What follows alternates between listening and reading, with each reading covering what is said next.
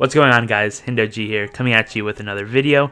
Today we're going to be taking a look at this European pro Fortnite team that just exit scammed and affected the entire European Fortnite scene. This isn't the first time an organization has done some pretty shady stuff, but this scandal is implicating a lot of European Fortnite pros like Ghost Issa, Savid, and much more. But before we get into that, I just have one thing to ask of you guys, and if you could leave a big ol' like on this video, I would really appreciate it. You know, this channel is pretty small, I don't get a lot of views, so if you leave a like, it really helps me hit the algorithm better, and hopefully I can get a little bit more exposure like that. That's all I ask. If you really enjoy the content, then go and leave a sub. That's really all there is to it.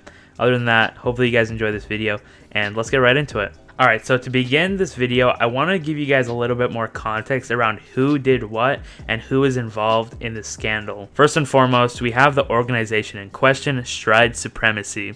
Wait, cut the music. Hold up for a second. Stride Supremacy is the best that these guys could come up with. Like, that's a terrible name. I'm sorry, I just had to cut everything for a second. This is just awful. Like, think about how many better names you could come up with. Stride Supremacy?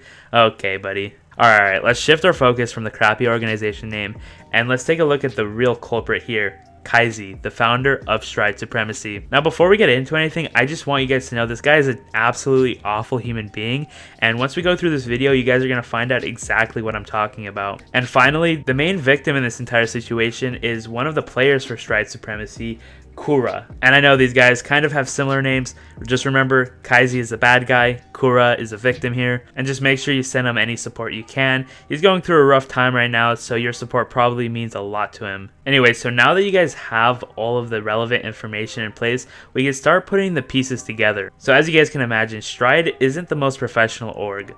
Now, you know, you have Liquid, Cloud9, TSM, all those different orgs. They're tier 1 orgs, meaning that they're the top. I'd equate these guys to like D2 high school. Regardless of not being a tier 1 org, it still really hurts the community when people like these come in and they start doing bad things, doing shady things, and they just give a bad rep to, you know, small up and coming organizations in the process. Now, I've been in the competitive community for a good while now, and I can tell you from personal experience that there are a lot of these orgs that do a bunch of shady things with their people, with the people they affiliate themselves with their players, all that jazz. And honestly, if you're not one of those elite orgs like TSM, like Cloud9, like Liquid, all those guys, if you're not one of those people, then you're gonna have a really tough time building an organization. That's because tier 1 orgs have one thing that's fundamentally different than all of these aspiring young orgs, and that is money. Money makes everything go round. Money is what's needed to build facilities, buy huge player contracts, buy staff that's going to coach your players to be the best in the world. And here's the thing, guys.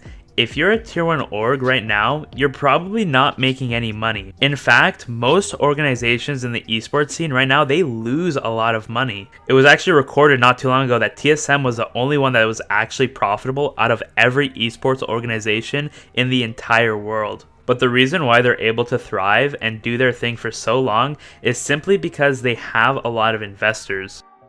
Because guys, they're playing the long game here. They're getting investment up front so that hopefully in the future, they'll get enough advertisers and the esports industry as a whole will grow enough such that they're going to have a lot of money to be made and pay back those investors in the future. A prime example of this is 100 Thieves. They're the new kids on the block.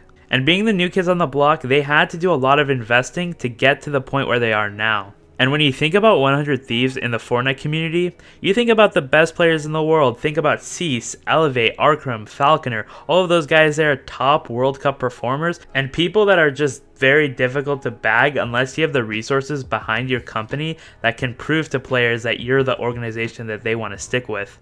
On the flip side of things, I've seen organizations that didn't have proper funding try to skimp their way through and try to call themselves a competitive team. I remember right around World Cup when this organization was beginning to gain a lot of notoriety called Bolt Esports. I was acquainted with some of the people that were on Bolt Esports, which gave me some insight and really propelled me to want to make this video specifically. Now, Bolt Esports did something pretty similar to Stride in the fact that they basically ended up ghosting their players when the player salaries were due, and they just decided to ignore everyone. Instead of being public and making a statement that they couldn't afford to pay their players, they decided to go fully black, and to this day, Bolt Esports is an organization that hasn't tweeted in the past 8-9 months, and they haven't said anything regarding the matter. Their LLC is disbanded, and nobody even knows what's going on.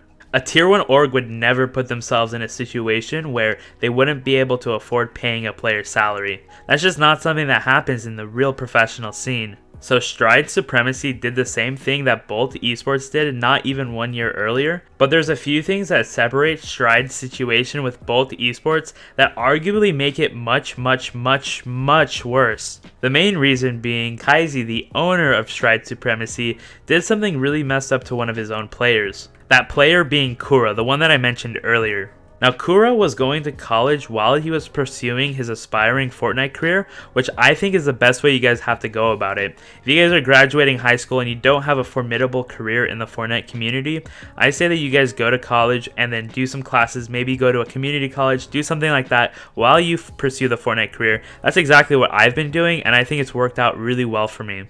But the thing is, this owner, Kaizy, he told Kura that he wanted Kura to drop out from college to pursue the organization. Even further than that, Kaizy went to Kura's mom and basically was selling her snake oil, telling her how she should allow her son to drop out of college, telling her how this was a deal of a lifetime and this would be an amazing opportunity for her son. After a lot of back and forth, Kura's mom eventually let Kura drop out of college in order to pursue the gaming career that Kaizy had sold to her.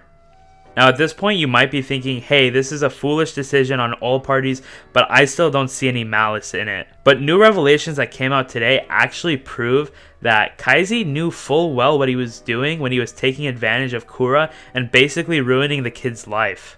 Earlier today, Kaizy came out with a TwitLonger post that basically admitted that he knew exactly what he was doing from the start. Right in the first paragraph, he says, "Firstly, to begin with, I started Stride thinking it could be a great thing. Yes, I over-exaggerated the amount I had." He's referring to the amount of money he had and the obligations that he made to players, and the amount that he would pay them exceeded what he could afford.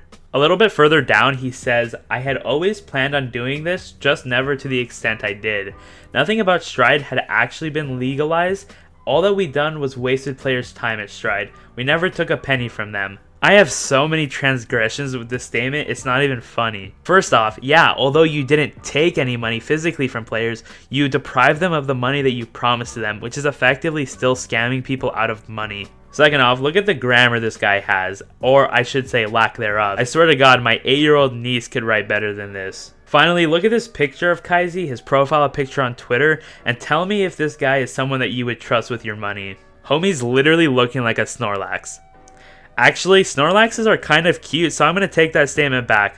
My bad, boss. Now, to address the other side of this drama, we need to take a look at the tournaments that Stride hosted while they were still relevant. Stride hosted weekly tournaments called the Stride Cup, where they promised thousands of dollars in prize pools to the top players in Europe. Top players like Ghost Issa and Savid would compete in these tournaments in order to have a chance at winning those weekly prize pools. Now, an organization will usually host tournaments in order to get their name out there. A lot of these top players that they invite are obviously going to be streaming the event, so it makes sense, right? So you get some exposure, you get some clout. In exchange, you put up a prize pool that these players can compete for and provide an entertaining stream for their audience. Except after this organization hosted the tournament, they got all the benefits. They basically said, yoink, we're not paying any of you guys. Later, goodbye, peace. And Savid, who plays for Veloci Esports, won one of the Stride Cups, and he was promised a prize pool that he is never going to receive now. In a Twitter reply, Savid showed a screenshot of him talking with Kaizy, and Kaizy confirmed that yeah, Savid won a tournament and he would be receiving money.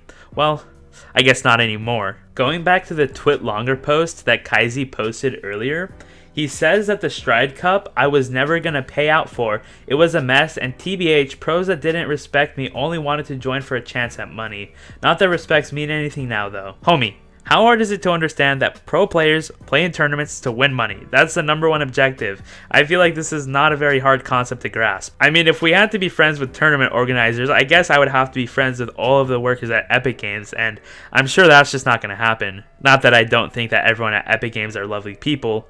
Please use code Hindog when you buy items. But it's not something that needs to be expected of people. So I don't really understand your argument, and it seems like you're just an even bigger clown than I ever imagined. And guys, if you want to see all the responses to this Twitter post, I'm going to slowly scroll down as I'm talking.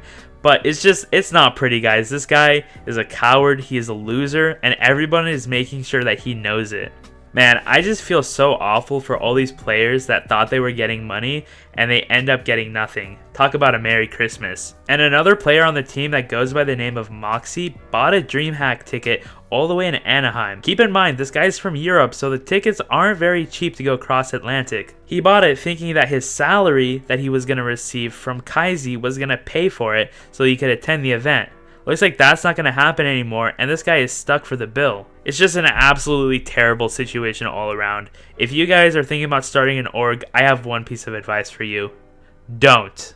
Unless you're a businessman that actually knows how to run startups, this is a stupid idea. It's going to be a waste of your time, a waste of your money if you're a legitimate person who actually pays out money, and I just wouldn't recommend it at all. What you guys should do is keep grinding, try to go for a tier 1 org, try to get really good at this game, because if you join a tier 1 org, do all the right things, you're going to have more respect than this stupid Kaizi kid who decided to screw everyone and become the Grinch who stole Christmas. That's really all I got on this subject. Like I said, just be a good person because this community is full of bad actors and people who want to do negative things. So one good person in the community could help counteract it. So the more good people out there like you means that these people are going to have less of an effect on the community. If you guys made it to the end of the video, first and foremost, you're a beast. Thank you so much.